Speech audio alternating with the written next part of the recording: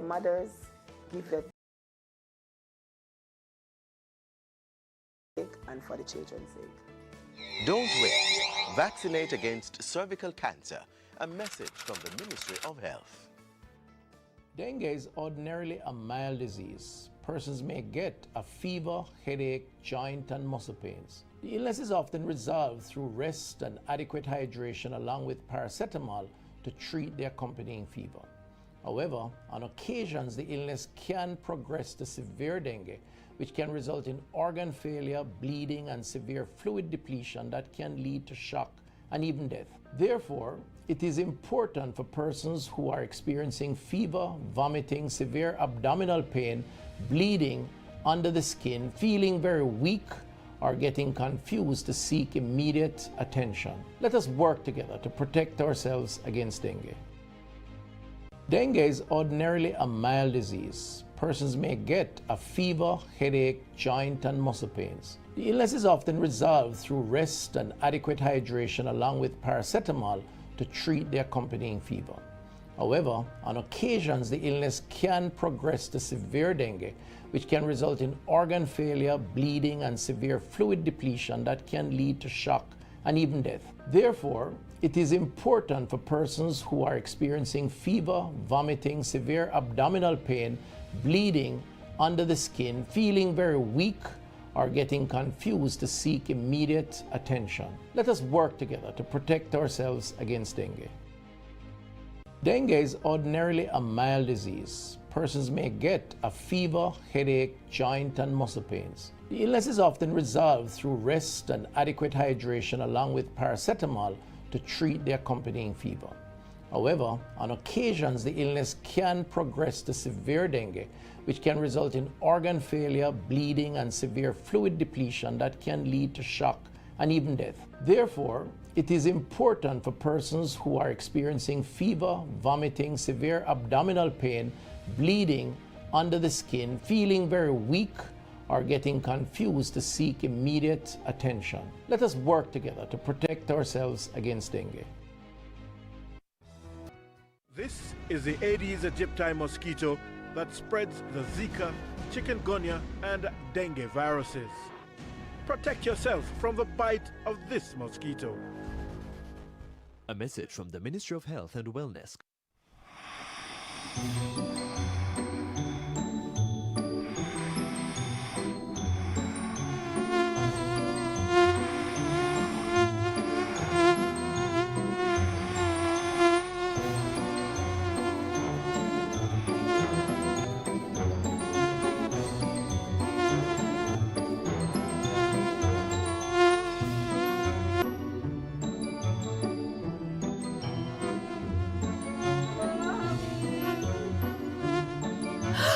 Mosquitoes carry dengue, but you can protect your family.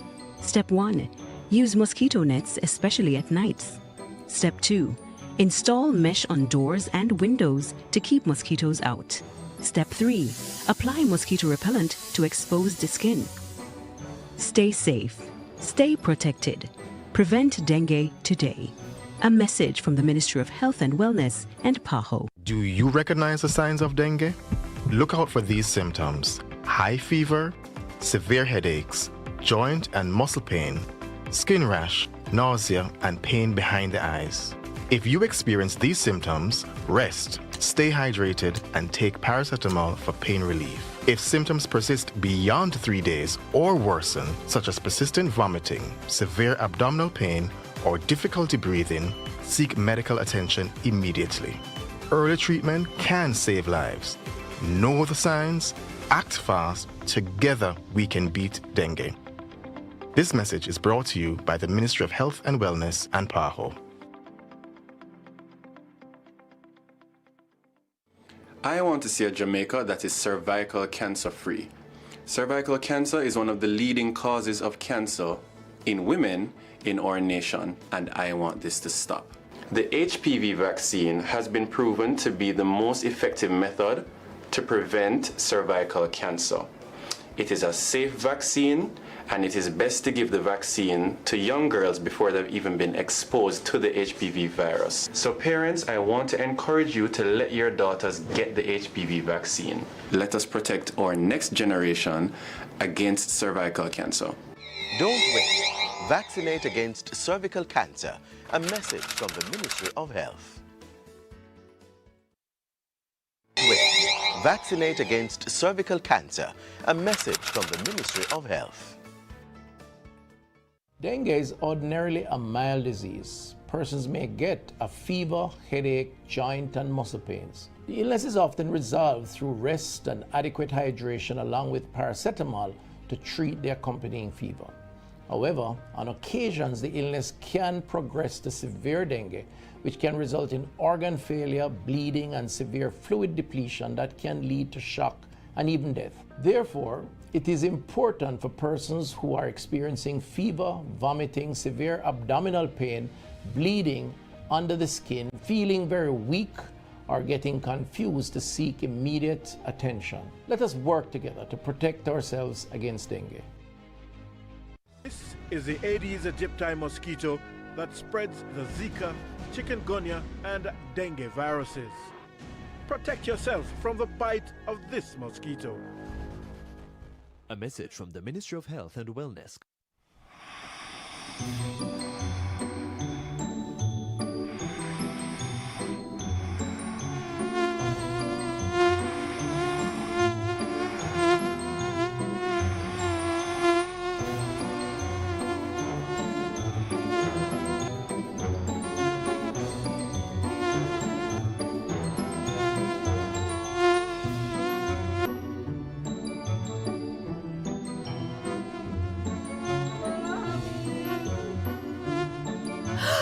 Mosquitoes carry dengue, but you can protect your family. Step 1. Use mosquito nets, especially at nights. Step 2. Install mesh on doors and windows to keep mosquitoes out. Step 3. Apply mosquito repellent to exposed skin. Stay safe. Stay protected. Prevent dengue today. A message from the Ministry of Health and Wellness and PAHO. Do you recognize the signs of dengue? Look out for these symptoms: high fever, severe headaches, joint and muscle pain, skin rash, nausea, and pain behind the eyes.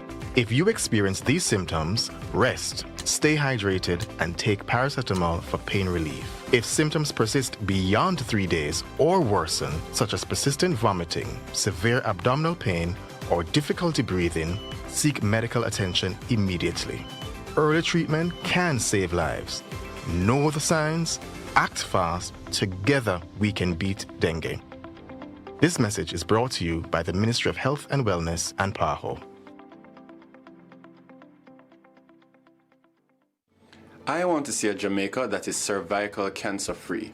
Cervical cancer is one of the leading causes of cancer in women in our nation, and I want this to stop. The HPV vaccine has been proven to be the most effective method to prevent cervical cancer. It is a safe vaccine, and it is best to give the vaccine to young girls before they've even been exposed to the HPV virus. So parents, I want to encourage you to let your daughters get the HPV vaccine. Let us protect our next generation against cervical cancer. Don't wait. Vaccinate against cervical cancer. A message from the Ministry of Health.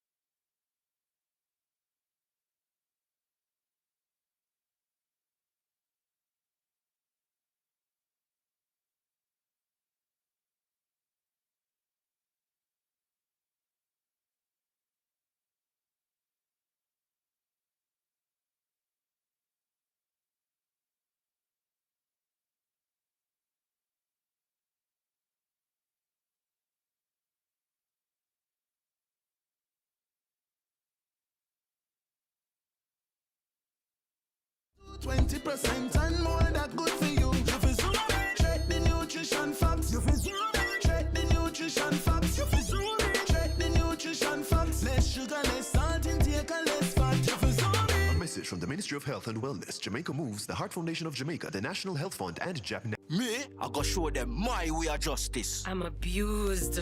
I need legal advice. I don't deserve this. The truth of the matter is, justice there for all of we. The Ministry of Justice has trained more than 5,600 persons in restorative justice practices. More than 200,000 victims have been supported by the victim services. Legal aid has reached thousands island-wide. Make we talk it out, not fight it out. Call 888 Justice today. Motorists, as Minister of Justice, I appeal to you, obey the road code. Pay your ticket on time and only go to court if the ticket is being contested. Close to 80% of matters coming to the parish courts are for traffic breaches. Let's work together to make our roads safe and ease the burden on our courts. Most major illnesses that affect Jamaicans are caused by unhealthy lifestyles. Over 50% of Jamaicans are overweight. 1 in 3 Jamaicans has high blood pressure. 1 in 8 Jamaicans has diabetes. 17% of Jamaicans have high cholesterol. A healthy lifestyle can reduce the risk of most of these diseases. Things like regular exercise and adequate rest can play an important role in maintaining good health. The other major consideration is eating healthy. The question is, how do you walk into a restaurant or fast food outlet and identify the healthier menu items? Better For You is an initiative to help Jamaicans to eat healthier. Restaurants and fast food outlets can voluntarily participate by identifying the items on their menu that meet the food-based dietary guidelines for Jamaica. These menu items would be easily identified with the Better For You logo, so customers can quickly identify healthier meal options by looking at the menu or menu board. Once they see the Better For You logo, they can confidently order that menu item, knowing that it's a healthier choice. Better For You will help Jamaicans to make better choices and prompt restaurants to add better options to their menu.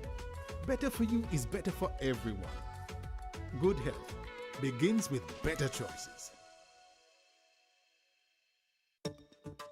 Every year, the Jamaican Parliament approves billions of our taxes to be spent on goods and services provided by the private sector. Everything from pens to power plants, cleaning services to construction are obtained through a process called public procurement. But who funds this process? Citizens do. And we want our taxes to be spent wisely. When we talk about public procurement, there's a critical concept called value for money. We hear it in the Parliament all the time, but what does it really mean? Some think value for money means choosing the cheapest option, but it's more than that. For example, a community needs a new bridge, and the government receives bids from 3 companies. Company A offers to build it for $10 million in 18 months with a 50-year lifespan. Company B wants $12 million to finish in 12 months with a 75-year lifespan. Company C asks for $8 million, needs 24 months with a 25-year lifespan. Company B actually offers the best value for money.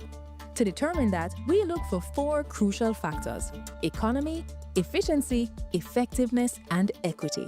Let's explore what each means. For economy, we must look beyond the upfront price and consider the full lifetime costs to maintain the bridge. Cheaper options could lead to frequent and expensive repairs. We get efficiency if the bridge is built within budget and on time, with no waste of materials. To achieve this, we need the best team, and clear criteria helps the government to pick the best proposal. Effectiveness looks at whether the government achieves its goal. This could require a community needs assessment to ensure the bridge will reduce transport costs and travel time, withstand the annual flooding with little disturbance to plant and animal life. Finally, equity. This is about fairness, satisfying the different needs of the community. The bridge design considers not just cars and pedestrians, but is sensitive to the needs of the elderly, the disabled community, and children. So when we're talking about value for money, don't just ask how much it did cost. Ask, what are we truly getting for our money? The cheapest option today can become the most expensive mistake tomorrow. So from now on, let's ask the right questions for Jamaica land we love, Jamaica land we own, and Jamaica land we run well.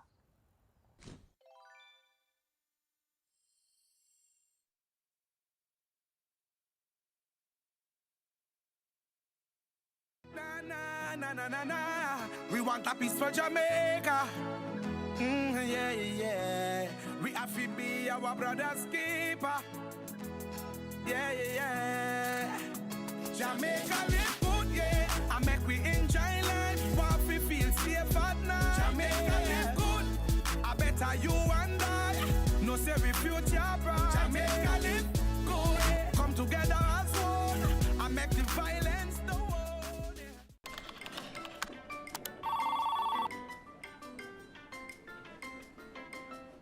Once upon a time in a Caribbean island known for its rich culture and natural beauty, lived a group of people who were buried in piles and piles and more piles of paper. Papers spanning back to the start of time.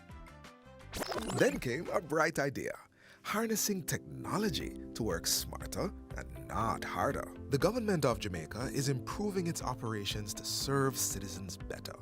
Many services are now available online, and there's more to come. The government of Jamaica, building a better public sector for all.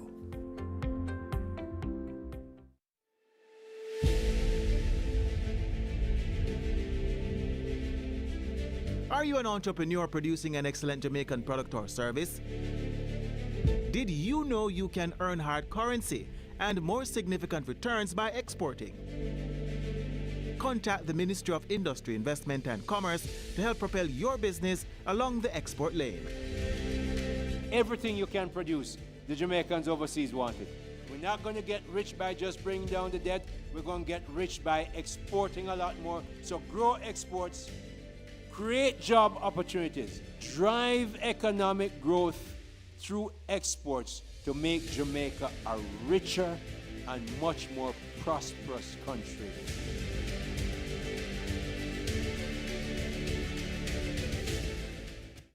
Do your part to prevent mosquito breeding.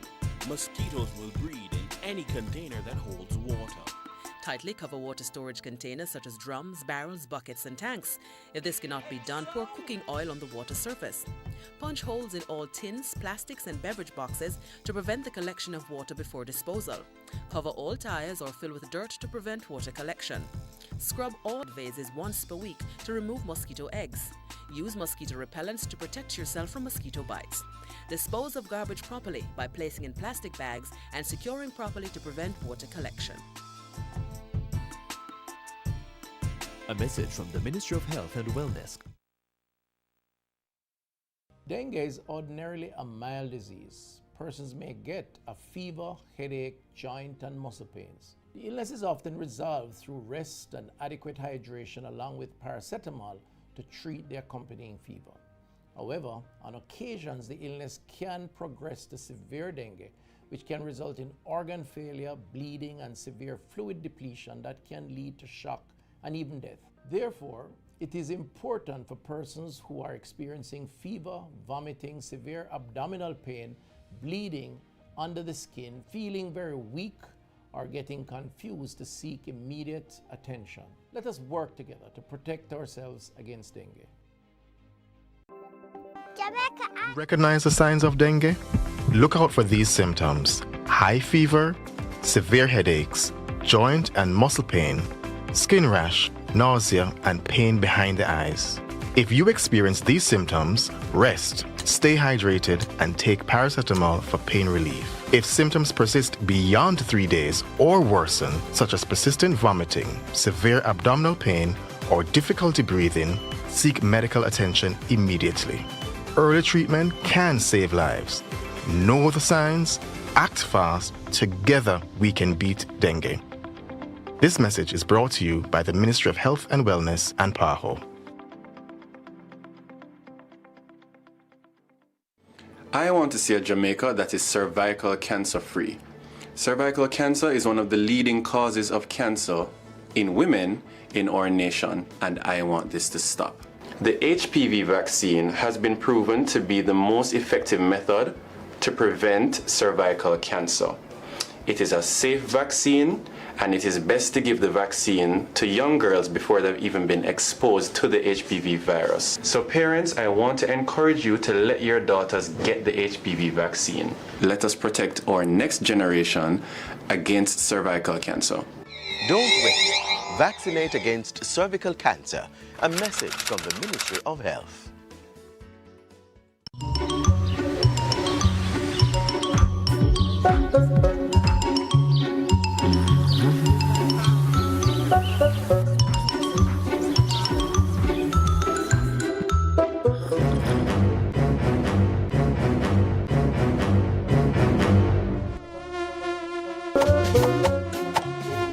Did you know?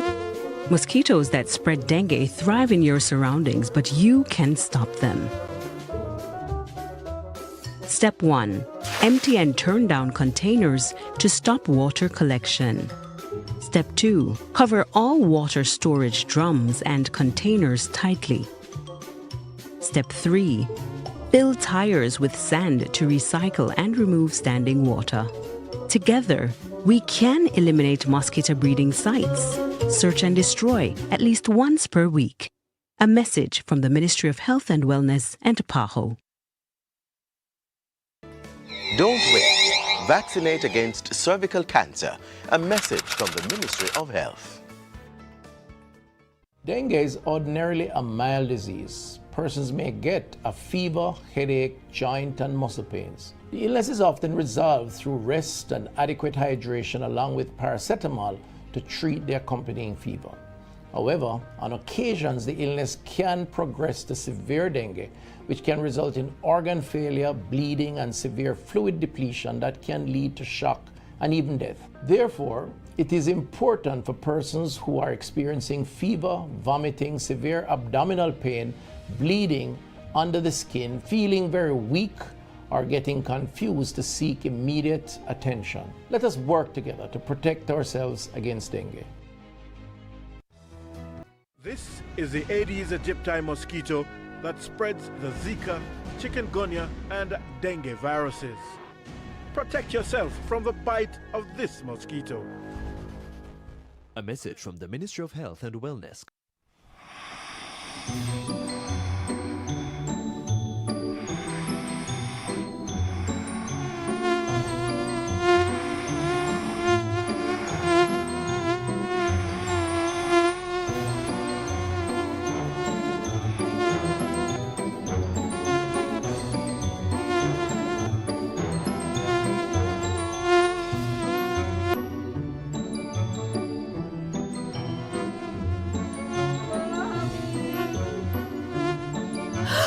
Mosquitoes carry dengue, but you can protect your family.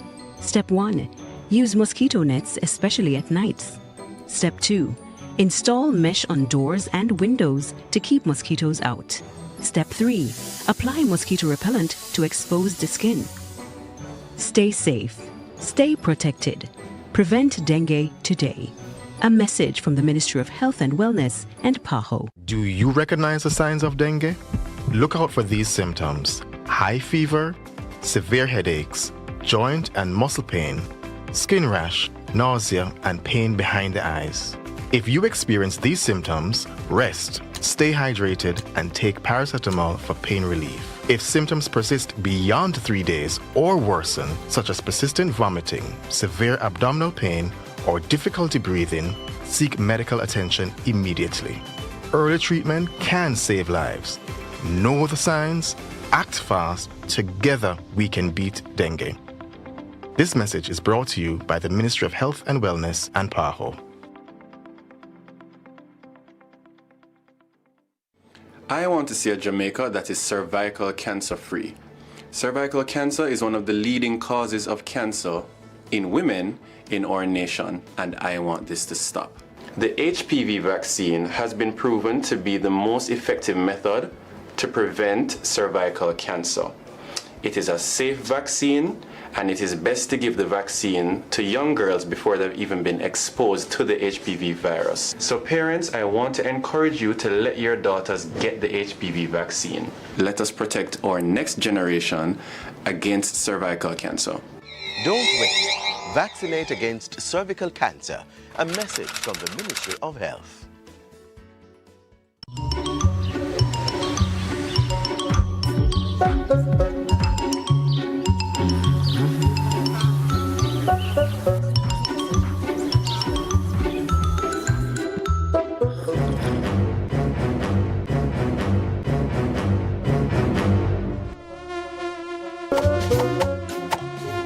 Did you know? Mosquitoes that spread dengue thrive in your surroundings, but you can stop them. Step 1. Empty and turn down containers to stop water collection. Step 2. Cover all water storage drums and containers tightly. Step 3. Fill tires with sand to recycle and remove standing water. Together, we can eliminate mosquito breeding sites. Search and destroy at least once per week. A message from the Ministry of Health and Wellness and PAHO. Don't wait. Vaccinate against cervical cancer. A message from the Ministry of Health. Jamaica Eye is part of an island-wide network of camera surveillance systems designed to increase the safety of you, our citizens. If you have a camera system outside your home or office facing a public space, log on to jamaicaeye.gov.jm today. Jamaica Eye, we're all connected. The Ministry of National Security, creating a safer and prosperous Jamaica. Hey, just a reminder, your mental health is just as important as your physical health. If you're feeling overwhelmed, try talking to a trusted friend or family member. You don't have to go through it alone. Sometimes sharing your feelings can make a big difference. If you need more support, don't hesitate to reach out to the Health and Wellness Ministry's Suicide Prevention Helpline at 888-NEW-LIFE. That's 888-639-5433. Remember, it's okay to ask for help.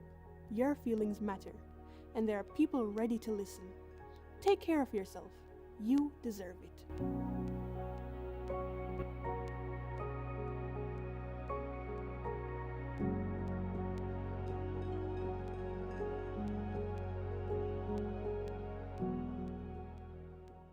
Me, I go show them my way of justice. I'm abused. I need legal advice. I don't deserve this. The truth of the matter is, justice there for all of we. The Ministry of Justice has trained more than 5,600 persons in restorative justice practices. More than 200,000 victims have been supported by the victim services. Legal aid has reached thousands island-wide. Make we talk it out, not fight it out. Call 888-JUSTICE today. Motorists, as Minister of Justice, I appeal to you. Obey the road code. Pay your ticket on time. And only go to court if the ticket is being contested. Close to 80% of matters coming to the parish courts are for traffic breaches. Let's work together to make our roads safe and ease the burden on our courts. Today, we can report 2 consecutive years of reduction in major crimes and murders, with a significant reduction of almost 20% in murders for 2024. Between January 2022 and January 2025, we have reduced murders by 51%, and January 2025 had the lowest monthly murder count since September 2014. Our efforts have also resulted in the reduction of active gangs by 50%. We continue to increase firearm seizures, and in more communities, we are experiencing less violence. We will realize our vision of Jamaica as the place of choice to live, work, do business, raise families, and retire in peace and prosperity. The proceeding was brought to you by the Office of the Prime Minister. A new story is being written for all Jamaicans. The Ministry of Economic Growth and Job Creation is on a mission to transform lives. From increasing access to potable water, providing secure homes for the most vulnerable, and helping you own a piece of the rock. We're revitalizing communities and preserving our environment. We're making an impact. See the difference. Feel the difference. Building a better Jamaica for you and me. You can feel it. Make JC. Tell me something. How much time you ever hear the government announce a project and wonder why they must spend millions on this and not on that? Well, if you think there's nothing you can do about how your money is spent, think again. Jamaica's budget is more than just numbers. It reveals our biggest problems and goals, our plans to fix them, and what to prioritize. We can even call it a promise book of what will be done to improve our lives. Now, let's talk about the 4 stages of the budget cycle so we can understand how it works and get involved. Stage 1. Planning and review. The Ministry of Finance sends out a budget call to every ministry, which outlines the priorities and constraints to guide how those ministries prepare their budget. After ministries submit their drafts, the Finance Ministry reviews, compiles, and sends them to Cabinet for review and approval. Stage 2. Parliamentary debate and approval. The Finance Minister tables all budget documents in the House of Representatives. The Standing Finance Committee, which is all 63 MPs, sits to examine the budget documents, and each minister presents their budget and answers concerns the committee has. The committee's report is then tabled in the House, followed by the estimated expenditure, which is tabled as legislation, called the Appropriations Bill. That's right, the budget of Jamaica is law. The budget debate formally opens. We have presentations from the Minister of Finance, the Prime Minister, Opposition Leader, and the Shadow Finance Minister. After their presentations, our MPs vote for or against approval. Like all legislation, it goes to the Senate for their approval and then to the Governor-General for his royal assent. No later than March 31st, end of the financial year. Stage 3. Implementation. The new financial year begins and approved budgets are sent to ministries. Collecting taxes, borrowing loans, and receiving grants begin. And so does the spending. Stage 4. Budget oversight. Now, this is where citizens don't need permission to get involved. Throughout the year, operations and spending are assessed by internal auditors and the Auditor General's department that makes sure public entities are compliant with laws and that their financial reports are accurate. All Auditor General reports are submitted to our Parliament's Public Accounts Committee for review and cross-examination of public officials. The Ministry of Finance, Integrity Commission, and MOHW also monitor government spending to guard against poor financial management and corruption.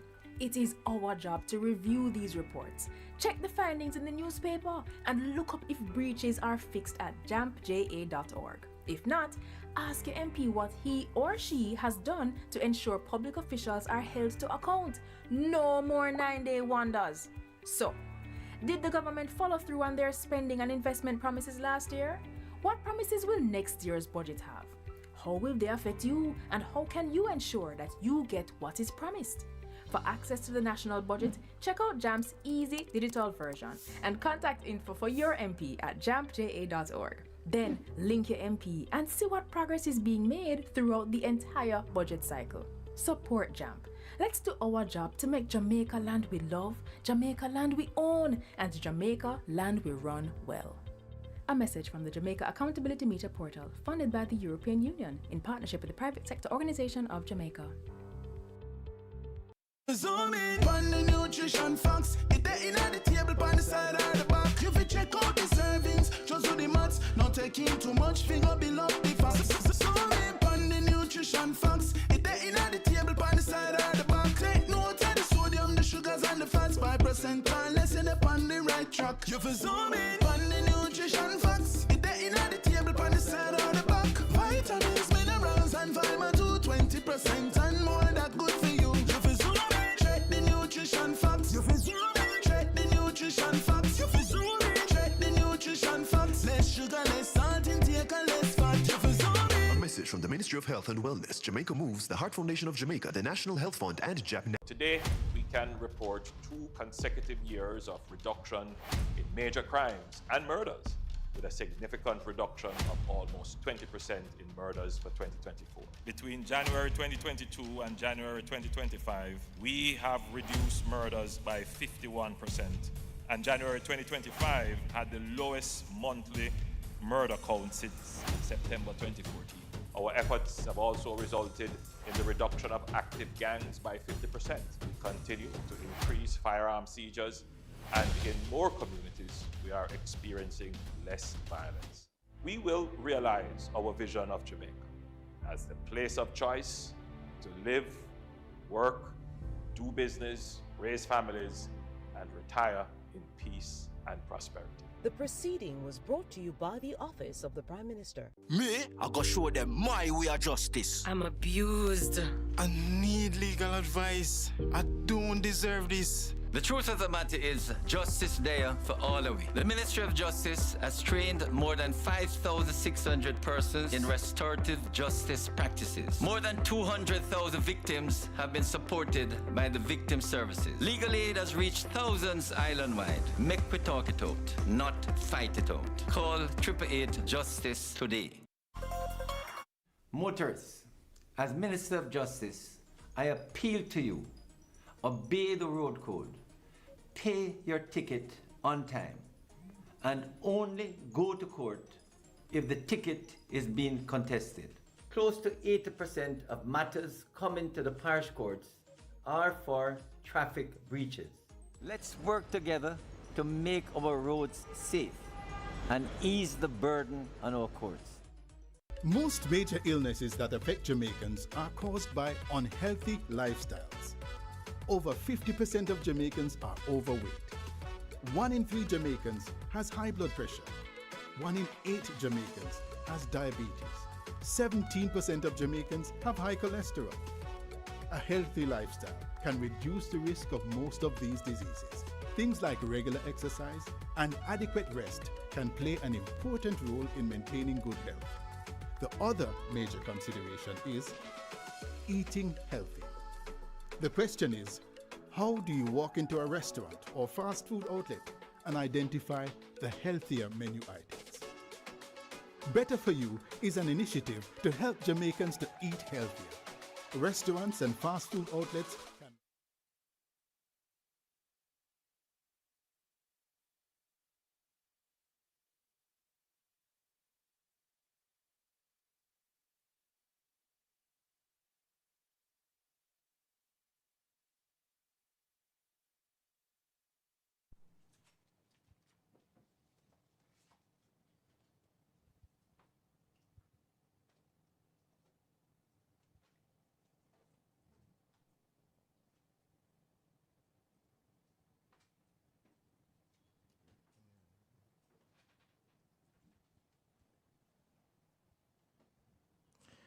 Good morning, ladies and gentlemen, members of the media. Welcome to the Ministry of Health and Wellness's press conference for Thursday, November 27, 2025. We apologize for the late start. This morning we are giving you an update on the health sector and service delivery post-hurricane. The Minister of Health and Wellness, Dr. the Honorable Christopher Tufton, is joined by Mr. Errol Green, Permanent Secretary, Mr. Dunstan Bryan, Permanent Secretary Special Assignment, Dr. Jacqueline Biseso McKenzie, Chief Medical Officer, Mr. Ian Stein, our PAHO WHO Country Representative for Jamaica, Cayman Islands and Bermuda, Dr. Karen Webster Carr, our National Epidemiologist, Mrs. Paulette Spencer-Smith, our Executive Director from the National Council on Drug Abuse, Dr. Nicole Dawkins-Wright, our Director of Emergency Disaster Management and Special Services, Dr. Simone Spence, our Director of Health Promotion and Protection, and other members of the technical team who are here. So thank you for joining us, and at this time I'll hand to the Minister for his presentation. Thank you very much. My apologies to those in the room and those who are listening for the late start. Let me just welcome all who are here. So in public health, we are very determined and have been working diligently to emerge stronger and more resilient coming on the heels of Hurricane Melissa. The health team are here to give an update, and they represent all health workers, 20,000+ across the country, represented by various units, including the Regional Health Authority. And I must say that we have been working as a team, supported, of course, by our partners, led by the Pan American Health Organization, who is represented here by Ian Stein. In terms of vector, water, and foodborne diseases, the ministry continues to intensify the work and the key health messages across the country and enhance community-focused interventions to give priority not only to prevention but also to surveillance and quick comprehensive response in areas hardest hit by the hurricane. I want to begin with vector control. We have identified the high-risk communities for vector control. These communities are being targeted for increased fogging, larvicidal, and adulticidal activities to reduce mosquito population and mitigate against the risk of dengue and other mosquito-borne diseases. Currently, some 950 vector control workers are deployed by the ministry, 344 temporary workers, and 606 permanent workers. The ministry also provided the most affected parishes with equipment and machinery to bolster the response. So these include some 13 thermal foggers, 8 ULV machines, 15 drums of insecticides, 70 boxes of larvicides, and also spray pumps. So just an example of the deployment, the equipment, and some additional support to the effort at vector control. The target for November was to visit and conduct larvicidal and fogging in some 500 communities. As of November 2025, some 907 communities have been visited and received larvicidal treatment, which includes treatment of groundwater and container habitats. Of that 907, some 68% of these are from those identified as high-risk communities. Additionally, some 365 communities have been fogged, representing some 73% of the total number of communities targeted for the period. The fogging efforts have been affected by ongoing rainfall and the lack of electricity in some of the areas, but as electricity is restored, it is making it easier for us to access these areas. We have received some reports about vector workers being attacked by residents who are in one way or the other offended either by the fumigation or by their presence. We just want to use the opportunity to urge members that the vector workers are acting in your interests, in the community's interests, in your health and safety interests, and we encourage you to please have a conversation if you feel uncertain about something, and we can find a way to work together for the benefit of the best health of the community. They should have their identification, so that should not be an issue, and if you don't see it, you can ask for it. But please work with the vector workers. It's also illegal to do anything that would harm them, and therefore that is something one should be mindful of. More than 3,000 drum covers have been distributed since the start of the response. 5,000 are being procured by UNICEF, 1,500 others to be received from Food for the Poor, and Food for the Poor has already donated some 1,000 covers. The ministry has also distributed 1,000 mosquito repellents in affected parishes. So we have targeted the areas that are most at risk and are doing very specific interventions as outlined on your screen and in this narrative that I'm speaking to.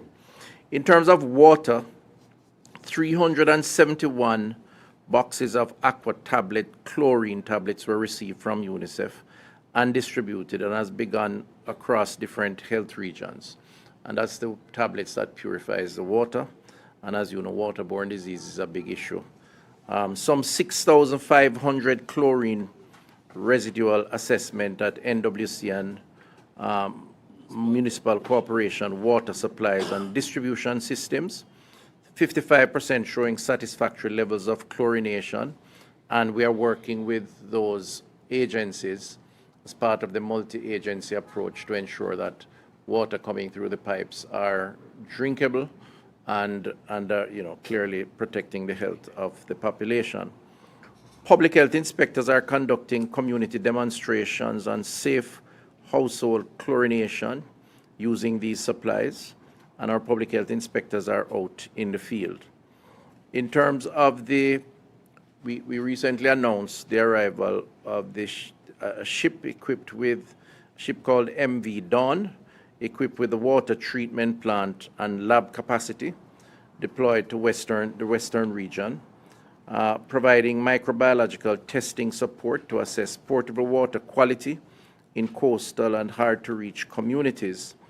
The ship departed on November 19th, but the Great River and Logwood water supplies are back in operation, working with NWC, and they have provided us with the information, serving areas previously supplied by the ship. So it's an indication that we're gradually restoring normality. Residual chlorine testing and bacteriological monitoring are being intensified in high-risk parishes to ensure water safety. In terms of excreta, local health departments continue to assess the excreta or toilet facilities, primarily within affected communities. These facilities include sewage treatment plants, water closets, pit latrines, and communal facilities. Special attention is being paid to communities impacted by flooding, resulted in damage to excreta disposal systems. So in the two most affected regions, there are some 142 sewage treatment plants, 93 or 65% of which are operational. And we, again, continue to work with the relevant authorities to ensure that these facilities are functional, and to the extent that they may not be, that they are not a source of contamination in any way to the population, protecting those communities where they are located or where they service. I want to just indicate that in terms of this area of water-borne and foodborne illnesses and vector-related risks, that we have been managing the leptospirosis outbreak declared last week. Our epidemiologist is here and she can comment more on this. But I want to just indicate that our discussion or narrative around this particular issue is intended to provide the necessary advisory to protect Jamaicans and to heighten the levels of alertness. We are mindful that that can easily be understood as panic, and we would like to discourage that. And sometimes the headlines does project a sense of the need to panic. This is not what our intentions are. We're also mindful that we are a country that has an obligation to both the local population, but also, importantly, in a big tourism space, we also have an obligation to our visiting visitors and tourism interests. I just want to say that we are working very closely with the tourism sector. We have discerned no great risk in terms of the facilities that cater to tourists, whether it's the hotels, which themselves are doing some rehabilitation as we speak because of the impact of the hurricane. And we work closely with them, as well as the certified attractions that cater to tours and visitors. We work closely with those entities too. And there is a certification process that is required and that is given in conjunction with health. And so, we are not giving an advisory to discourage tourism or visitors. We are just placing all on alert and are particularly focused on the vulnerable communities. Those communities, of course, we have identified and where we are collaborating in terms of our operations, NSWMA and others, as part of the cleanup of solid waste and, of course, treating with water to avoid or minimize the risk of waterborne diseases, including leptospirosis. So I just want to make that clear, and we will continue to work with the relevant stakeholders, including the tourism interests, to ensure that visitors are safe when they visit our shores. In terms of pharmaceuticals, the mobile units of the National Health Fund, an agency of the Ministry of Health and Wellness, has processed some 3,000 prescriptions across 60 hard-to-reach communities in the West since November 1. And these efforts are ongoing. So the National Health Fund has been out there, and some 3,000 prescriptions have been served. Today, Thursday, November 24th, the mobile service will be in Cambridge, in St. James, Bluefields, Westmoreland, and Prospect and Magotty in St. Elizabeth. Island-wide, drug-serve pharmacy operations continue at 90% of facilities which were not impacted by the storm. Up to Monday, November 24th, the number of prescriptions processed was up to 196,000. And so the NHF is out there. They're providing their regular services, and where they are hampered by the impact of the storm, mobile units are dispatched in communities to serve the population. I want to turn quickly to hospital status. Black River Hospital in St. Elizabeth is being supported by a field hospital that was announced earlier by the NGO Samaritan's Purse in conjunction with the staff at the facility. The facility is a Tier 2 field hospital established on the grounds of the Black River High School. One operating suite and the ability to perform emergency general and orthopedic surgery. 13 patient beds allowing for inpatient hospitalization for up to 7 days, which is the average stay for patients. A functional emergency unit with the capacity for resuscitation and stabilization of critical injured patients before potential transfer to high-level facilities. And essential diagnostic units are also included, such as X-ray machine, basic lab services, often with blood transfusion capacity. It also provides outpatient care, doing up to 40 consultations each day, and this together with the support of services to ensure self-sufficiency in remote or austere environments, difficult environments. The field hospital in Black River integrates full logistical support units, including generators and reliable electricity supply, water treatment and sanitary facilities, kitchen, catering services, and stabilization equipment for instruments. And these are also there's also communication system and wastewater management procedures. So up to November 18th, the facility has provided services to 1,271 persons.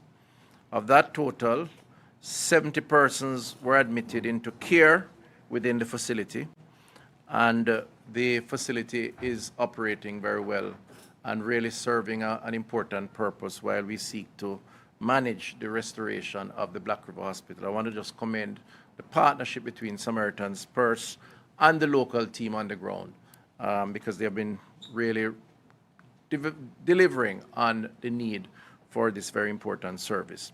Savlamar Hospital, a Tier 2 field hospital supported by the government of Barbados, is being installed at the Savlamar Hospital as we speak. I will be in that area tomorrow, and we're hoping that by this weekend we should commission the operation of that facility. That facility should carry similar arrangements as Black River, maybe with some differences, but it is a full-fledged field hospital, and it's being supported by some personnel from Barbados, as well as our local personnel, and will fill any void that has been created by the impact of the hurricane on Black River Hospital. And that's a major development. That represents 2 of 3 field hospitals that we have been able to deploy to ensure continued and high quality service with the help of our partners. We also have at Black River, Savlamar, outpatient facility that has been set up in the form of health centers, Tier 1, and that is also treating outpatients, and that is going well. Tomorrow I'll get a report on that. And so for Savlamar, which is one of the very difficult parishes in terms of the hurricane, we have been able to respond in terms of hospital services, and will continue so to do as we build out back the Savlamar Hospital. More will be said on that tomorrow when I visit. Falmouth Hospital continues treatment and care of patients. 150 patients seen in A&E. This is their field hospital now. Between October 29th and November 19th, Tier 2 field hospital has been established on the grounds of the facility with the support of the Spanish government, and the facility is commissioned on November 6th and started offering services on the 12th, and since that time has served some 284 patients. So Falmouth is also seeing some positive developments in terms of this field hospital, and I thank again the Spanish government and their team who are here and have been here. I think they have done 1 changeover, 1 set has gone home, another here, and they're working with the local team at Falmouth. And then Noel Homes, that hospital continues to provide services to the community. Some 933 patients seen in the A&E since the passage of the hurricane up to November 25th. And there are some developments at Noel Homes in terms of a Tier 1 facility. I will visit there tomorrow, and the staff is working with the NGOs that are there, and we are able to service our patients. The Cornwall Regional Hospital has returned most of its services to basic operation, with more than 550 patients with kidney issues being dialyzed, 263 patients receiving radiotherapy, that's cancer treatment, and a Tier 1 field hospital with a space of 100 beds. I think we need to clarify the Tier 1 field with 100 beds. I believe it is a ward, Ian, not a Tier 1. Tier 1 is the facility that brings the operating theater, the lab services. What we'll be doing at Cornwall, we're close to concluding on this, is to essentially install a dome-type structure with all the support of airflow and otherwise for 100 beds at least. I understand it could be a little more than that. That will address the concerns of bed space, but the technical services will remain in the main buildings of Cornwall, and more will be said on that in terms of the efforts. That facility will be commissioned soon, and you'll hear more of that.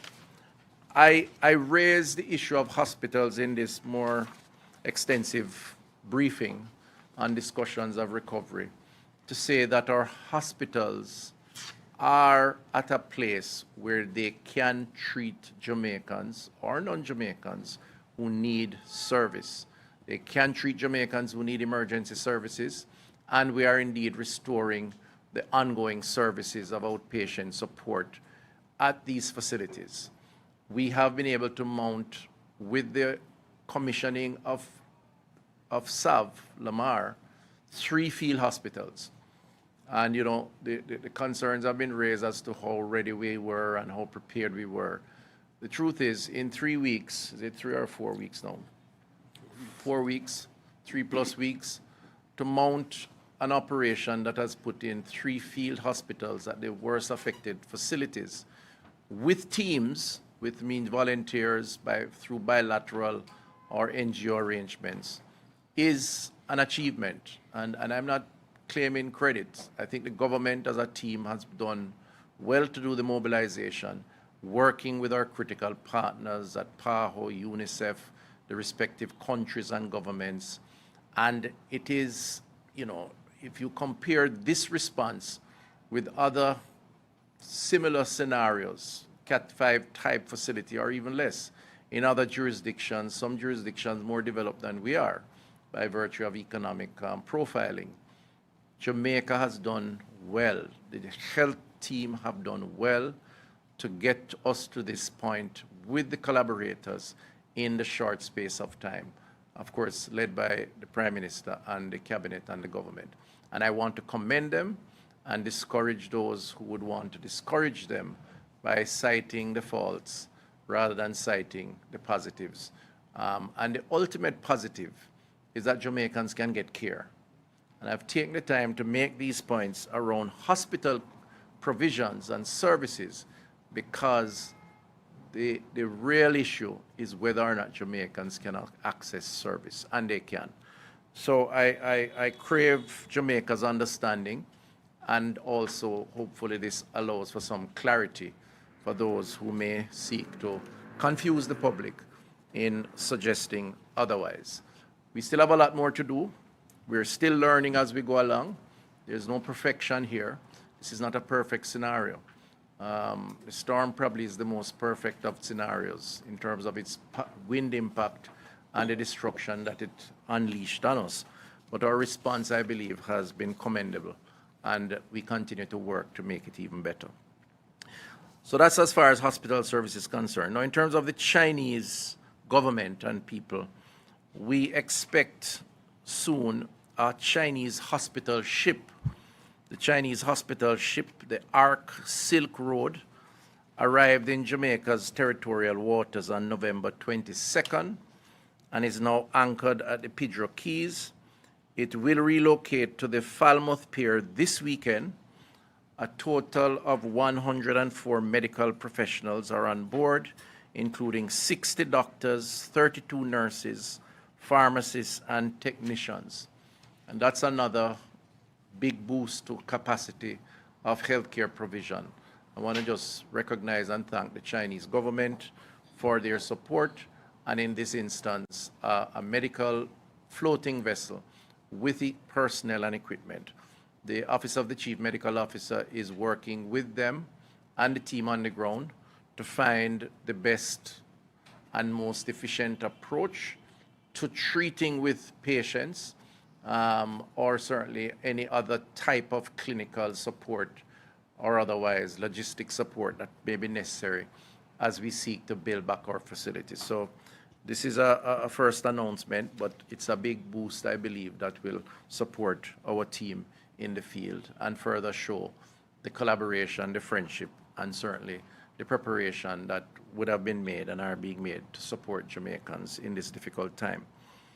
In terms of mental health, the mental health unit in the ministry, technical support of the mental health and psychosocial support expert from PAHO, continues to lead coordination and monitoring of the mental health and psychosocial support in communities.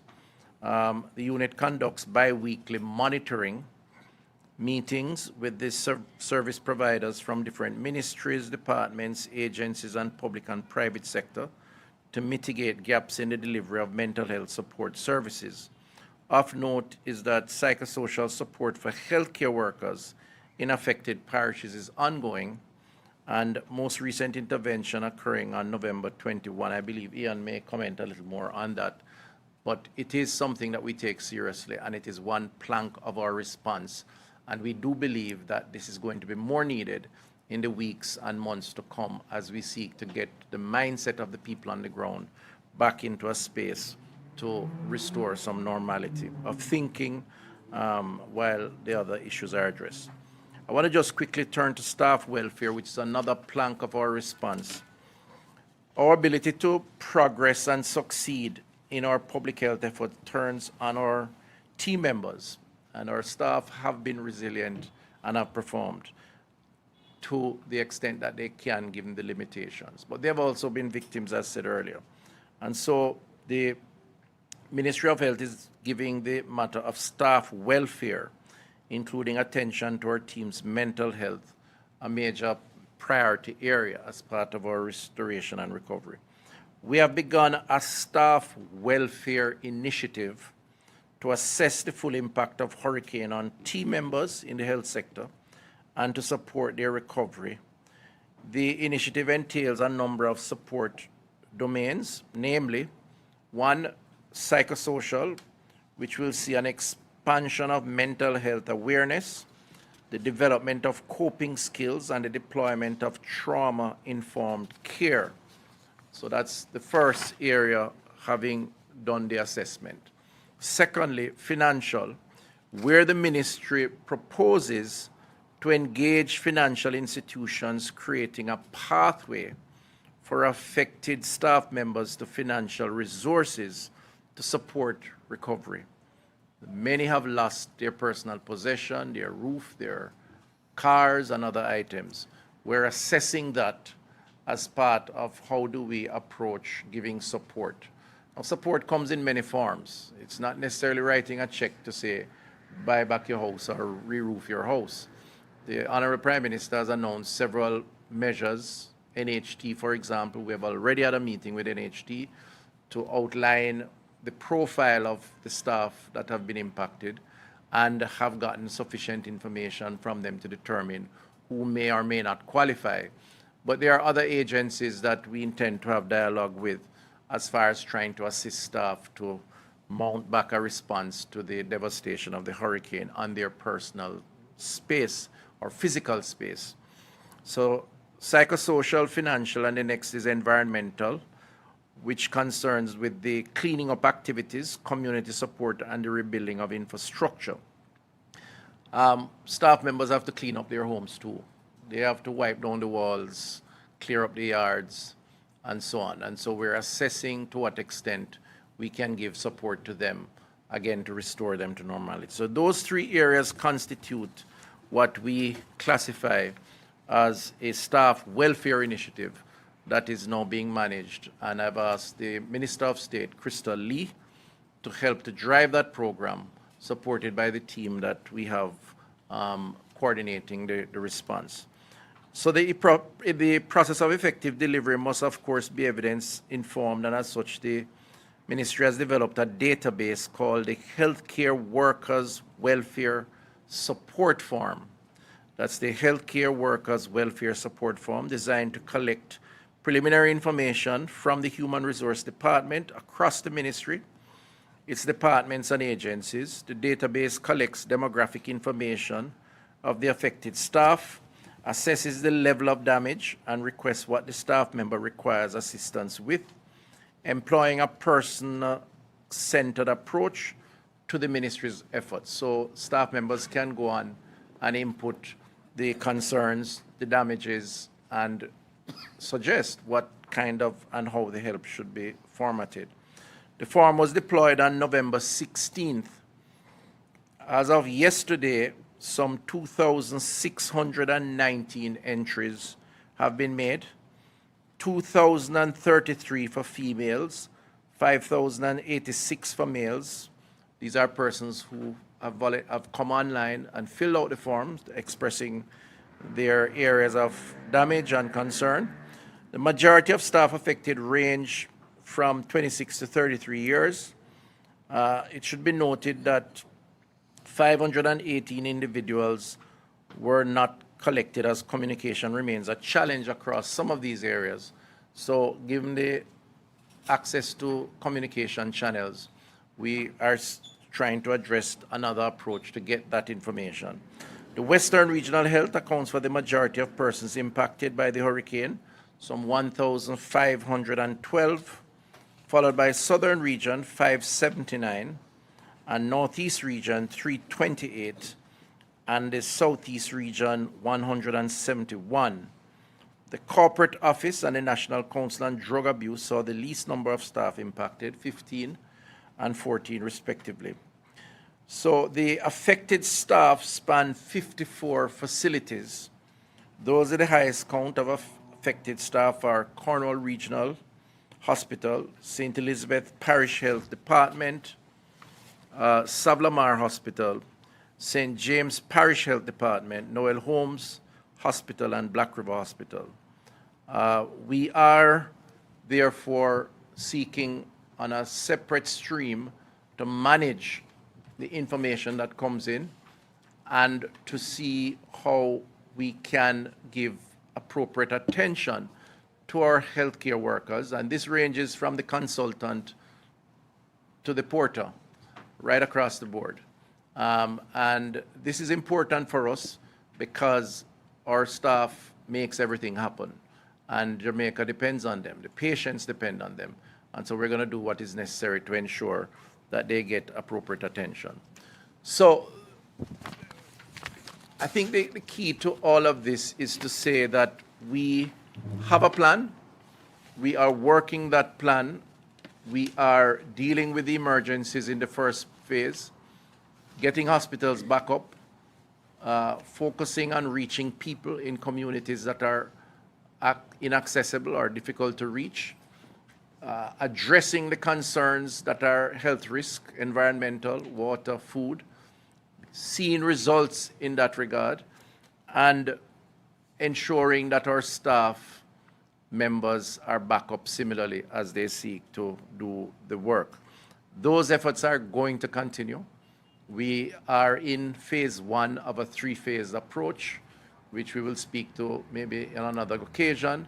And this phase one for us is going fairly well. We're trying to account for everyone, patients and staff and facilities. And it is now, with time, we will see further updates in terms of the progress that we're making. I think at this point, Stephen, should I welcome Dr. Karen Webster-Carr on the epidemiology report? Thank you.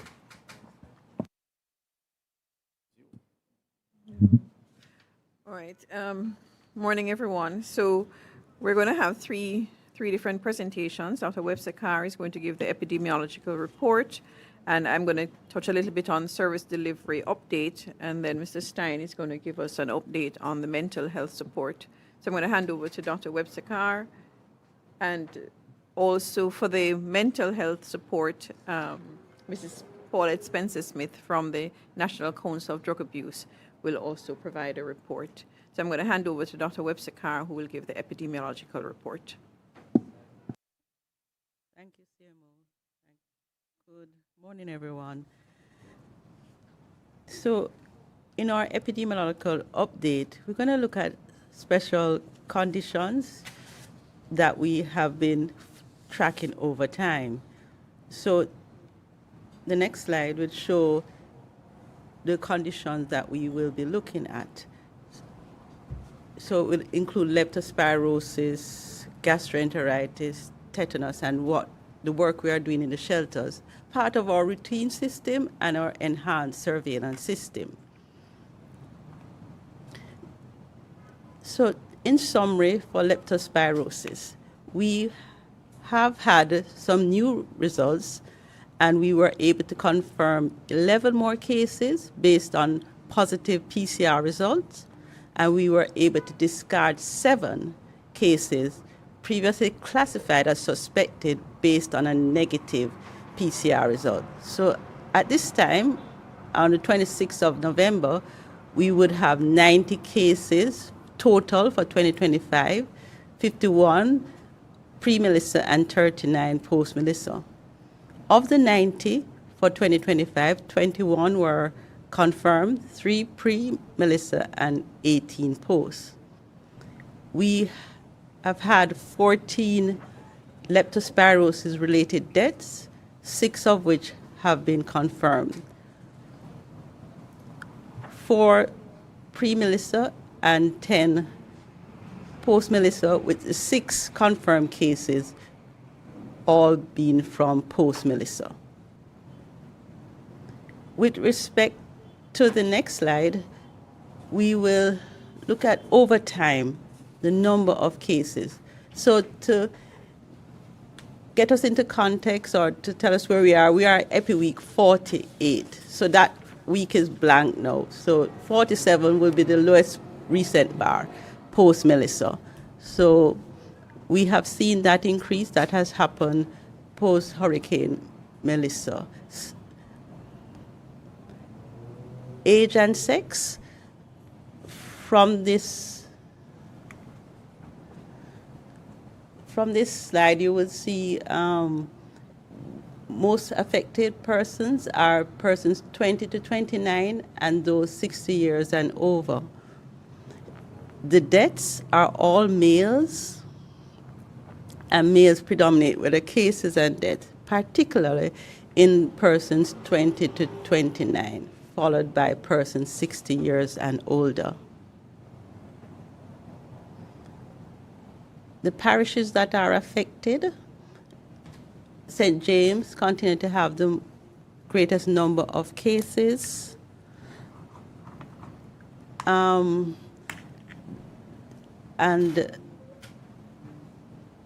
they followed by St. Anne and St. Elizabeth. The confirmed cases, 18 confirmed and 10 deaths. This is a spread of cases of leptospirosis post-hurricane, as would have been in the table prior. Cases prior, cases are concentrated in St. James, followed by St. Anne.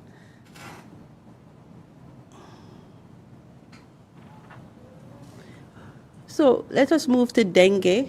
For dengue, we have had, we continue to be in low activity. And we believe this is true. Why? Up to today, we have gotten back 39 results of dengue, for dengue testing, all ranging from the 8th to the 18th of November. All of these were negative. So we are indeed low activity for dengue.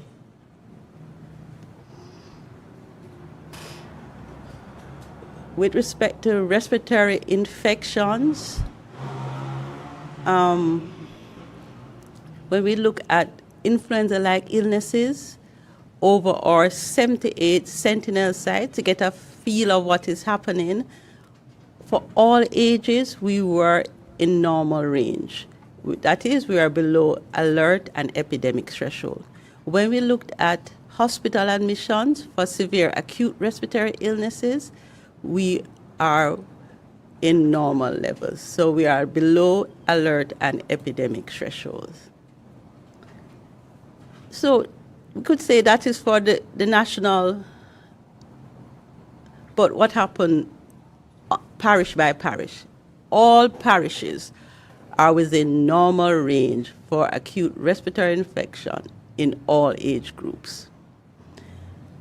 For gastroenteritis, the two age groups, we have a similar picture. In all parishes, we are in normal range for gastroenteritis. For fever, what we call undifferentiated fever, we are in normal range for all age groups. Accidents, this is a little different. For under 5, Westmoreland and Casey are in epidemic levels. For over 5, Westmoreland is in epidemic level and Casey is in alert level. Note, the hurricane was week 44, so from hurricane week to the last week, ending on Saturday, Westmoreland has seen an increase to epidemic levels for injuries, and that causes a risk for tetanus, which we have to remind persons to get treated because they need to have vaccination if they have been injured. And we have seen that an increase in injuries and particularly nail injuries. Post-hurricane Melissa, we have had 2 reports of tetanus. One has been clinically diagnosed, a 71-year-old male from Westmoreland. This person died. The other person is under investigation. Both had nail stick injuries. And then let us look at the shelters. So this is from just pre-Melissa, and over the time, we have had very few cases of the conditions under surveillance. Particularly what we have been seeing is fever and cough. There are, however, a few cases of gastroenteritis, but as of yesterday morning at 7 a.m., there were no cases of these conditions in our shelter. And this has been so since earlier in November. So just to summarize what we have said, the status of the selected condition, we are seeing normal levels of respiratory infection, gastroenteritis, fever, dengue. For lepto, there are particular parishes that are involved, and for accidents, Westmoreland and KSA are seeing increased cases of accidents. Thank you very much.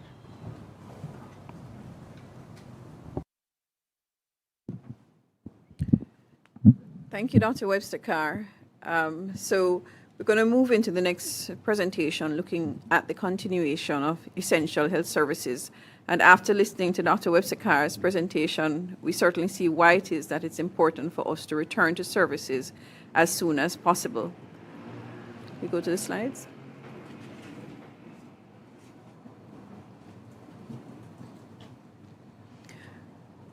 Okay, first I want to look at our primary care centers. And we're going to be mostly focusing on the 5 worst affected parishes. Just to say that in overall, we would have had 73% or 74 of the 101 health centers in these parishes return to their routine schedule of services. That means, when I say routine schedule, that means that if a clinic was supposed to happen, then persons, the healthcare professionals, are there on site for that clinic. And that may be that they're within their normal structure. It may be that they're in a tent structure, or it may be that they have driven out to the site to be there. But where there is supposed to be a clinic, then in 74 of our health centers of 101, or 73% of our health centers, we have routine schedule of services. In another 12% or 12 health centers, we have partial services, meaning that we are making the effort to be there on the scheduled days. But on some days, we may actually join the clinics. So if we had maternal and child health services where we had antenatal care on a Tuesday, and then we had immunization on a Thursday, we may pull them together on one day and have that on a Wednesday.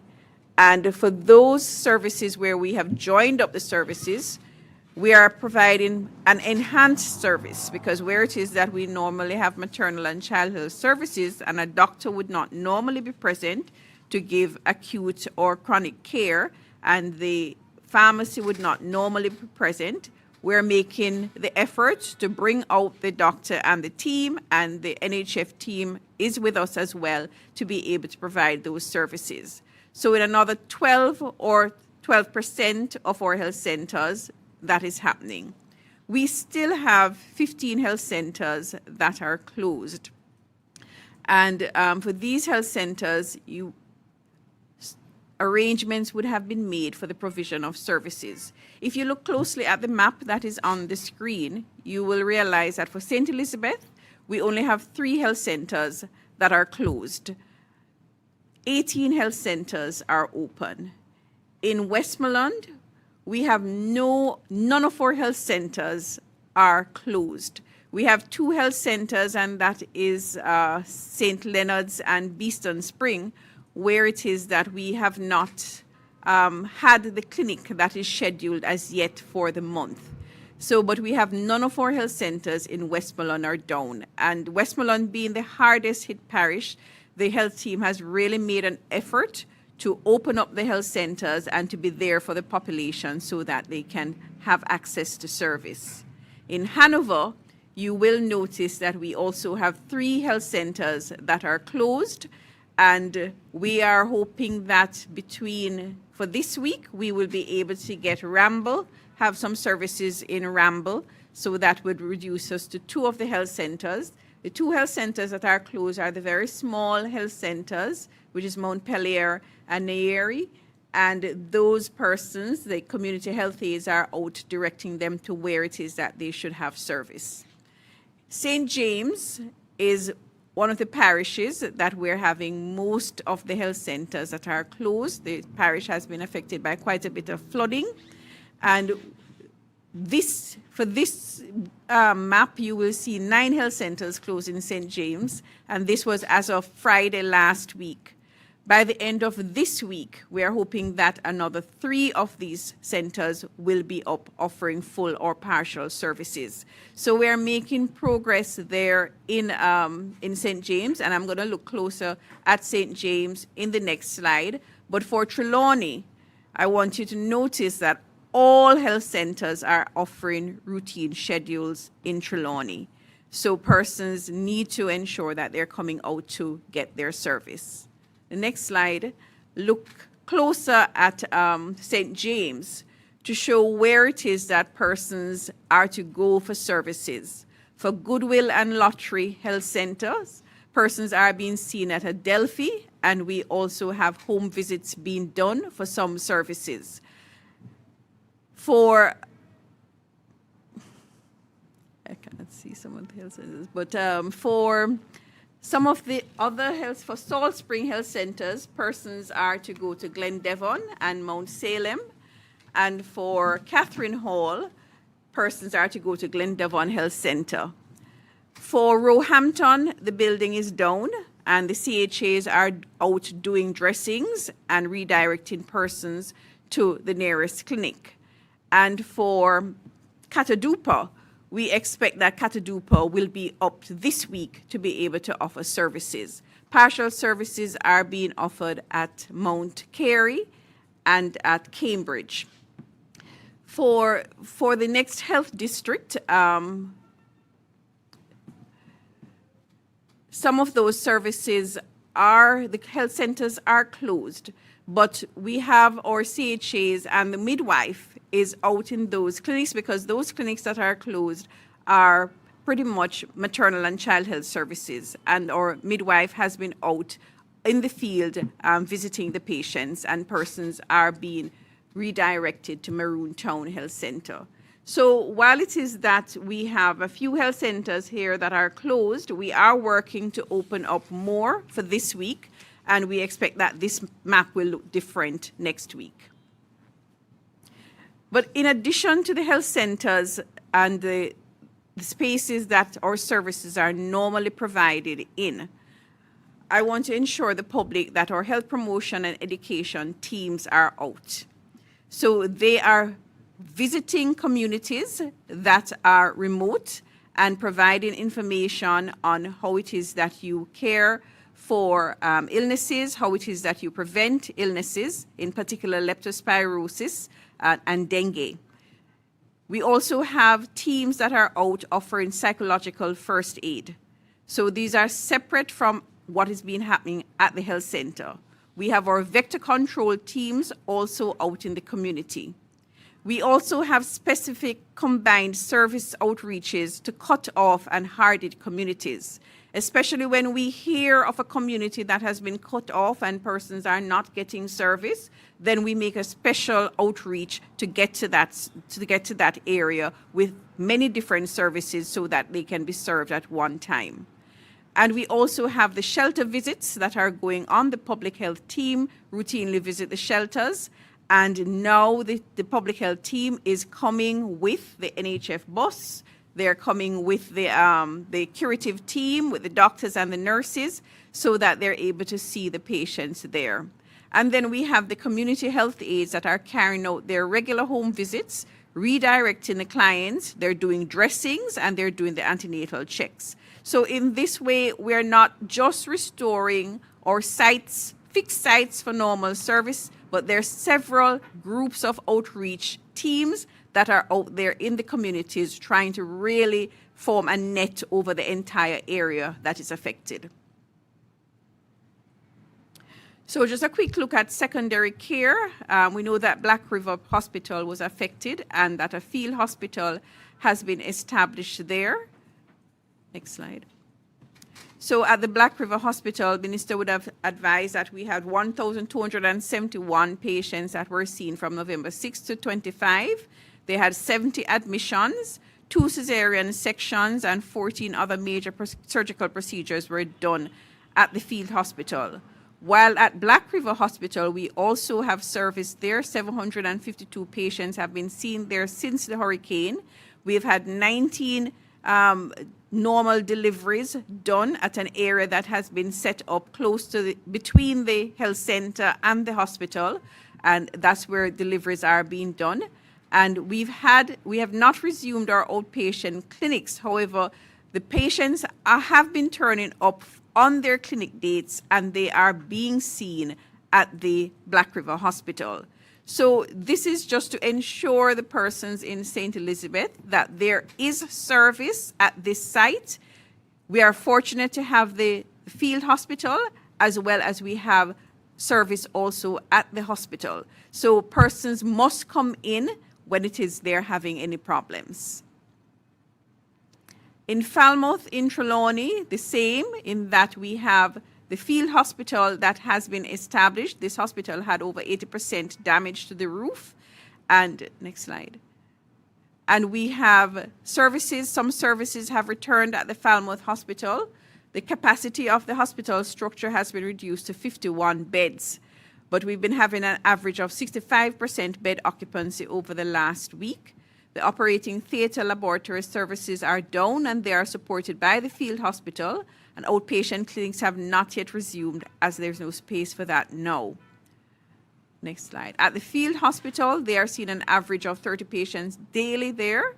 Approximately 10 inpatients on a daily basis are there, and the field hospital is not only providing service to Falmouth Public General Hospital, but surgeries from Cornwall Regional Hospital that have been affected in terms of general surgery cases and obstetrics and gynecological cases are also being accommodated in the Falmouth Field Hospital. So at Cornwall Hospital, as we know, the roof of the temporary wards were severely damaged, I would say with 100% loss. Approximately 50% of bed capacity has been lost. And the damage would have resulted in a severe compromise of spaces, meaning that the accident and emergency department is overcrowded at this time, as there is a shortage of bed spaces to move patients to the wards, and of course the ward spaces are also overcrowded. And so the field hospital that is to come, that will offer additional bed space, will help to decompress the hospital so that persons can be better spaced. The operating theatre facility at the hospital was affected. And so persons who are going to Cornwall will recognize that we are doing emergency surgeries. So if it is that there's an emergency, then there is an operating theatre there that is serving that purpose. As I've noted, we are moving some patients to the field hospital at Falmouth for elective surgeries. And also, we have been able to transfer patients to the other hospitals in the country to get surgeries. So services are restored, but not operating at full capacity, especially in terms of the ward space. But notably, the radiotherapy services are back up. The oncology services never stopped. Dialysis service had just a very brief pause and have been back up. And the outpatient clinics, very importantly, have restarted. At Noel Holmes Hospital, we also had some loss of roof there. And at the time of the disaster, we had about 30 patients that were in the facility. And we have remained with that bed occupancy up until now. Next. The tarpaulin coverings have been put in place, and there's some cleanup that is happening now. But since the hurricane, there has been a steady flow of persons seeking care at Noel Homes. We've had a total of 27 deliveries that have been done since the hurricane, which is an increased number for this hospital.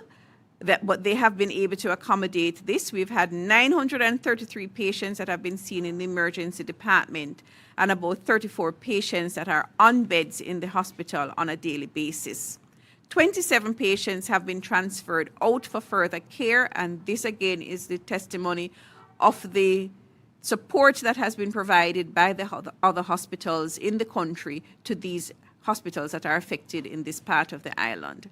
The field hospital has been erected since the 24th of November. The emergency department services have now been relocated to the field hospital, so patients that are going to that facility will find that there's a little bit more space, and the health center patients are being able to be seen better because they are utilizing some of the space at the hospital now. Outpatient clinics have not formally returned. However, patients are showing up, and they're not being turned back. They are being seen in the limited space that is there. At Savlamar Hospital, as we know, the outpatient department was demolished. We have put up 2 tents in order to help to see persons, but most of the patients that are being seen, they are showing up for their outpatient clinics, and they are being accommodated whether in the tent or on the wards. Inpatient services at Savlamar have been restored, but again, there is reduced bed capacity leading to overcrowding in the emergency department and on the wards. And with the new field hospital that is being set up, we also expect that we will see an improvement in this, as some of the patients will be able to be housed in the field hospital. We have 1 operating theatre that is functional, and when the field hospital comes into service, it is going to provide support for the emergency department, for general surgery, and for orthopedics. Next.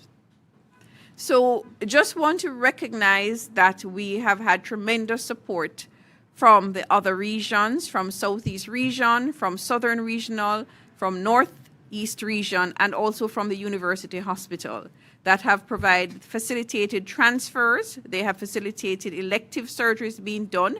They have deployed their staff to provide relief in these areas, and they have provided outreaches for routine and specialized services in the communities, and they have also provided psychological support for the staff.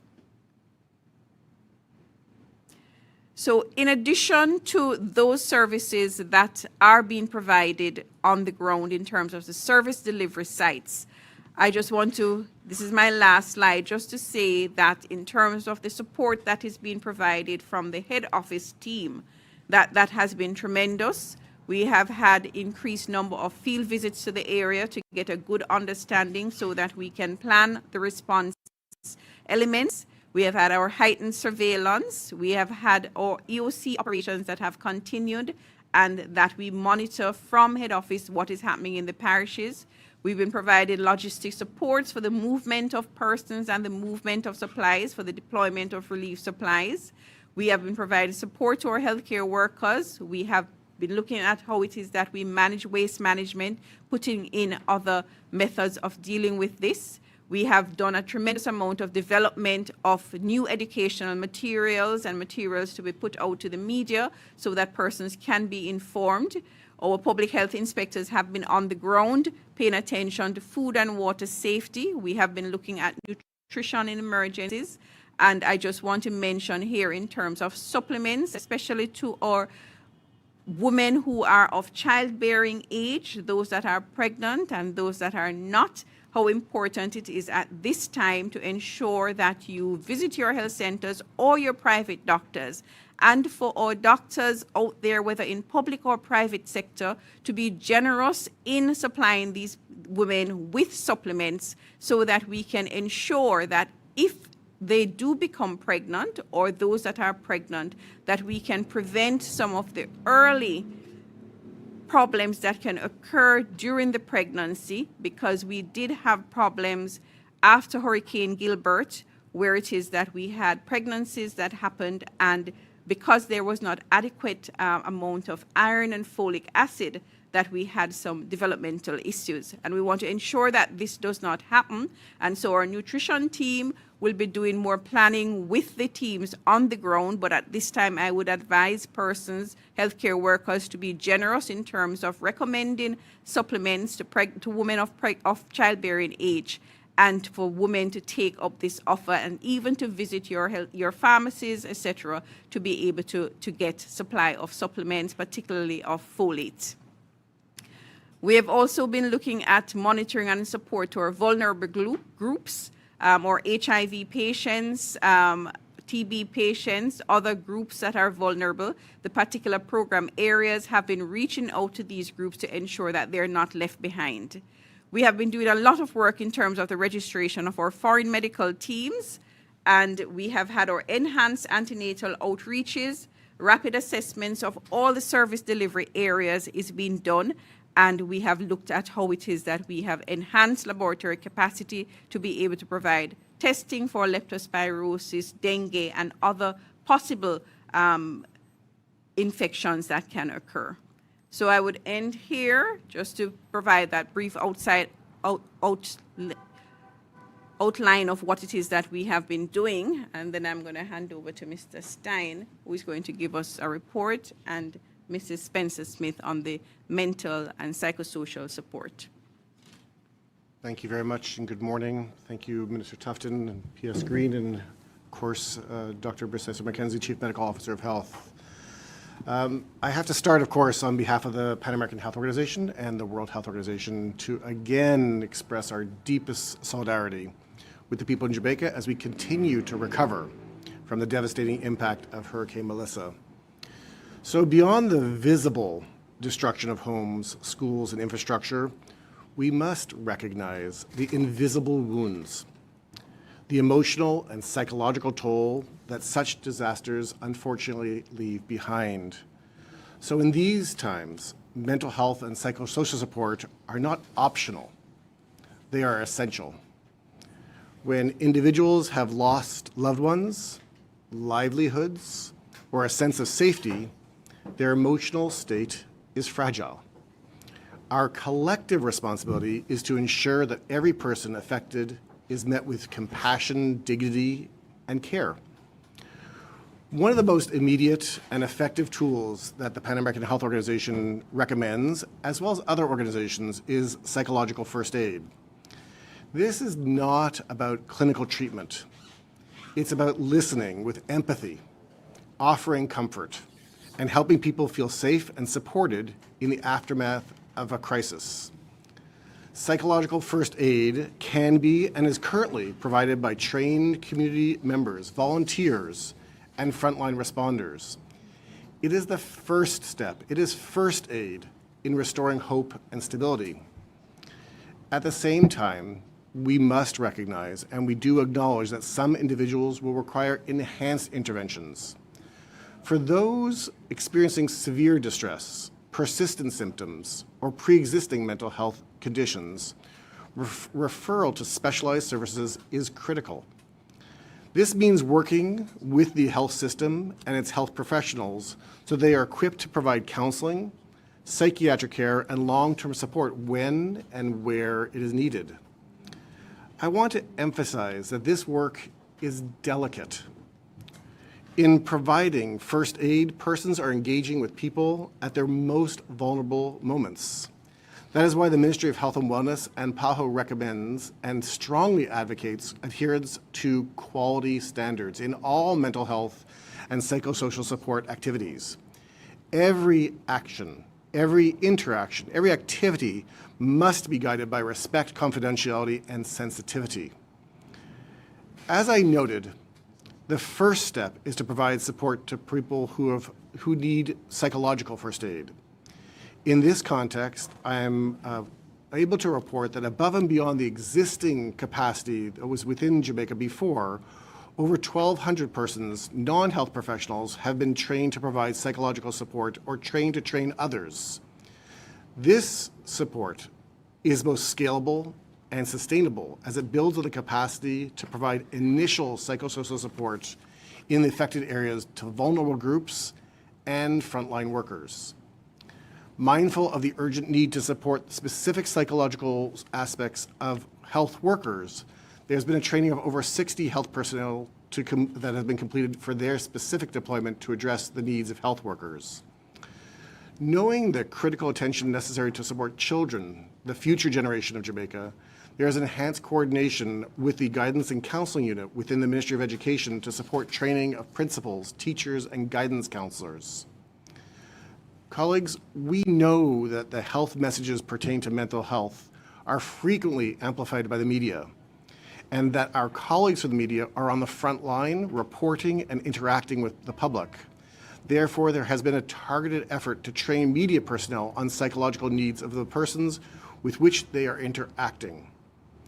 Aware of the urgent need to take meaningful action in communities, support has been provided to affected parishes for enhanced psychological support, offering increased face-to-face assistance to vulnerable individuals, frontline workers, medical personnel, and to communities in the affected areas.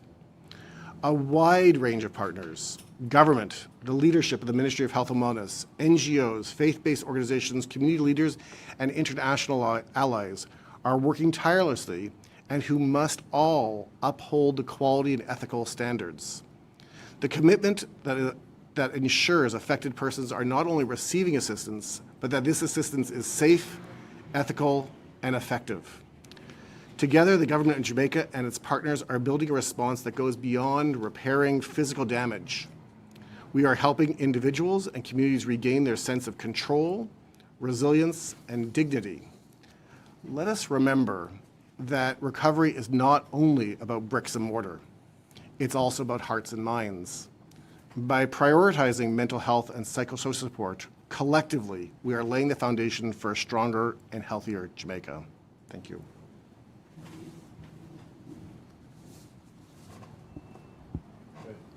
Good morning, everyone. My name is Paulette Spencer-Smith, and I'm the acting Executive Director for the National Council on Drug Abuse. The NCDA is now a department of the Ministry of Health and has in its expanded role not only substance abuse prevention and support, but also a wellness and psychosocial development of our population. Today, I'm going to be talking to you about a special project to be able to support the staff welfare for healthcare workers in the Ministry of Health. Our current state is that all healthcare workers are not back to normal. The region with the highest staff impact would be the Western Regional Health Authority, second highest being the Southern Regional Health Authority. The highest level of homelessness is in the Western region. Communication systems remain poor. Most communities that staff belong to are without light or water. Workplaces in many times have unreliable support of power, but 80% of staff members are on the job.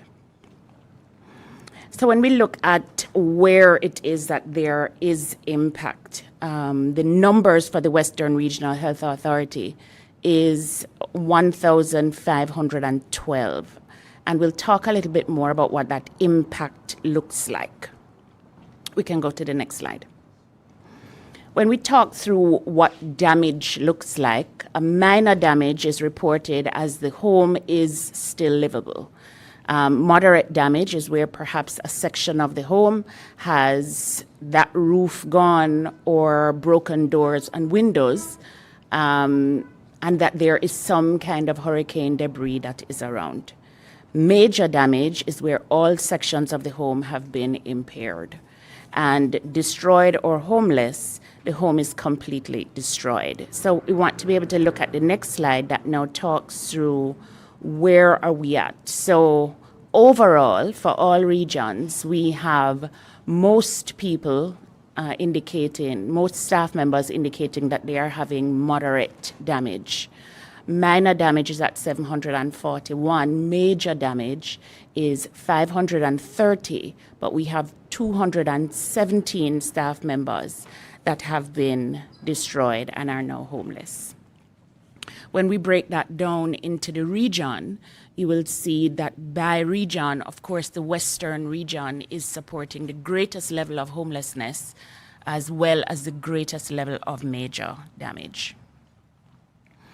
When it is we ask staff what are the needs that they have prioritized these needs to be able to indicate that what it is that they need now is assistance with repairs to windows, doors, and roofs.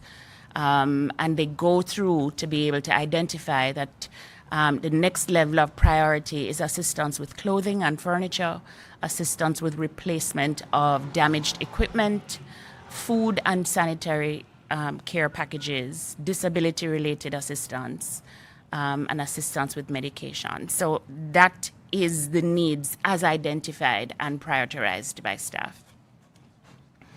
Our staff welfare plan is to reach the affected staff with welfare support that enhances their personal recovery from Hurricane Melissa and to support their efforts to provide quality health services. And we have the principle that we call CARE, which is connect, acknowledge, restore, and empower. In our connection, we want to be able to connect with staff members. We want them to know that there are teams of people that are concerned for them. We want to be able to acknowledge the trauma. We want to be able to restore them to support, and we want to be able to empower them with psychological skills to be able to support stress management. We have 4 domains that we are going to be working through. They are physical, psychological, financial, and environmental, and Minister in his presentation talked about that. Let's look at what are some of the activities that we can expect. Between week 0 and week 4, our efforts really have been around assessment of the needs and the data collection.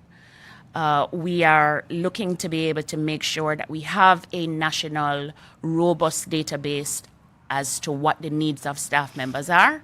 And then we have moved to be able to identify how we can provide support packages, which may include PPE, tarpaulin for their homes, environmental cleanup groups, and some psychological first aid for them.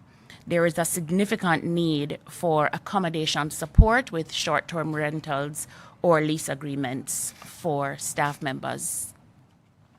Week 4 to 12, the concentration is really around coordination of financial benefit, how it is that we can connect them to what exists, and perhaps a negotiation for special loan arrangements that are going to be made to health care workers.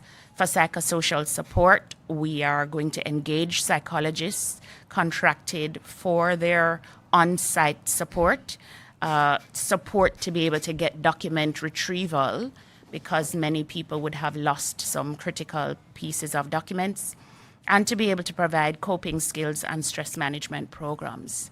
For environmental support, the policy is seeking to be able to work through staff policy reviews to make sure that it is more in keeping to prevent staff burnout. We want to be able to advise the public to be patient with your healthcare workers at this time. They are people that are under significant strain, and we want you to be able to take all necessary precautions to remain healthy.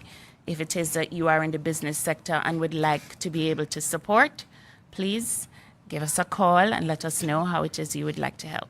Thank you very much. Okay, thank you very much.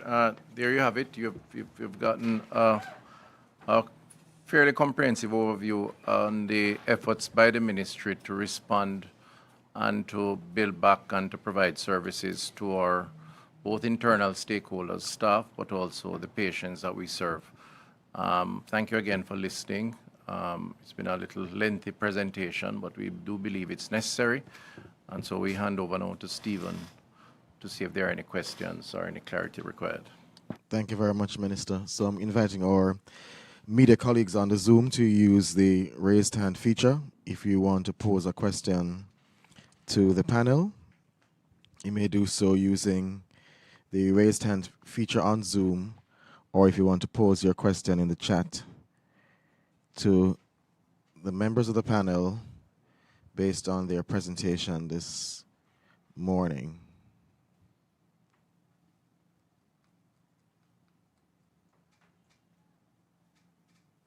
All right, so please use the raised hand feature, or you can pose it, you can type it in the chat on Zoom for our media colleagues, and we can respond accordingly. All right, Minister, we're not seeing any requests, so I'll just hand to you for your closing remarks. All right. I think we have been very clear. Thank you very much for listening, and we will keep you informed. Thank you.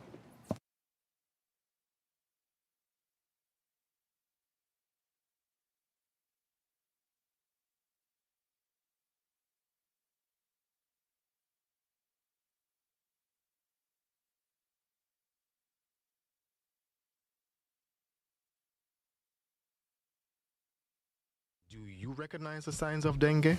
Look out for these symptoms: high fever, severe headaches.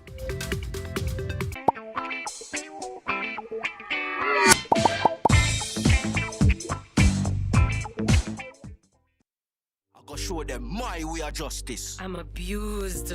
I need legal advice. I don't deserve this. The truth of the matter is, justice there for all of it. The Ministry of Justice has trained more than 5,600 persons in restorative justice practices. More than 200,000 victims have been supported by the victim services. Legal aid has reached thousands island-wide. Make we talk it out, not fight it out. Call 888 Justice today.